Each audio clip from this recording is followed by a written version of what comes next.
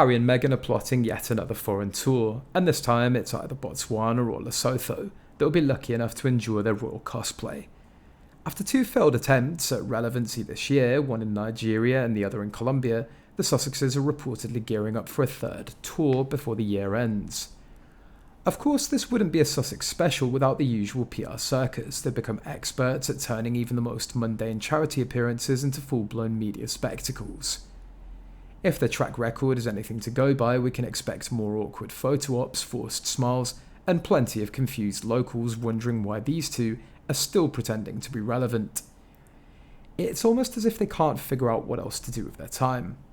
What's really laughable is that despite their numerous failed ventures, flopped podcasts, a Netflix deal that's more of a joke than a hit, and a lifestyle brand that no one asks for, they seem to think that staging royal tours is the key to staying in the spotlight. This is their 3rd attempt in 1 year. They're so desperate for attention that they've essentially admitted they're just making these trips up as they go along. These Forks royal tours come with a hefty price tag for the countries involved. Private jets, lavish accommodations, an entourage the size of a small army. Oh yes, this charitable couple knows how to travel in style. Never mind that the countries they're visiting are often struggling with real issues. Harry and Meghan need their moment in the sun, even if it means saddling these nations with unnecessary expenses. Botswana and Lesotho, the supposed next targets of the Sussex tour, have been lucky enough to stay off their radar for now. But how long can that last? Botswana, with its recent discovery of a massive diamond, might just be the glittering jewel that Meghan has her eye on. After all, nothing screams romantic getaway like a country with valuable resources. And Harry's sentimental connection to the region doesn't hurt either. Meghan will surely spin this into some grand narrative about their love story, complete with staged, candid photos of the couple looking oh so in love. But if there's one thing that's becoming increasingly clear, it's that these two are running out of countries willing to roll out the red carpet for them. Nigeria's First Lady, Sen Oloremi Tinubu, wasn't exactly falling over herself to welcome them with open arms during their last visit.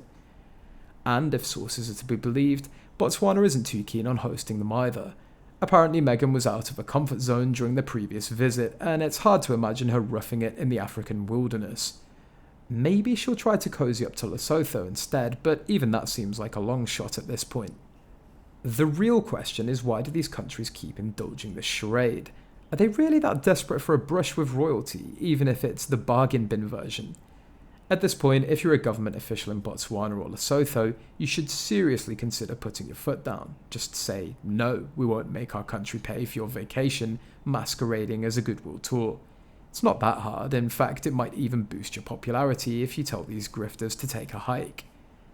The public loves a good no when it comes to freeloaders. So here we are, another day, another tour, another opportunity for Harry and Meghan to parade around pretending that they still have royal clout.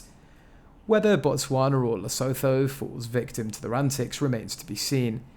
But one thing is certain, the world's growing tired of their endless attempts at relevance. Maybe it's time for them to hang up the royal act and find something else to do, or at least stay home for once.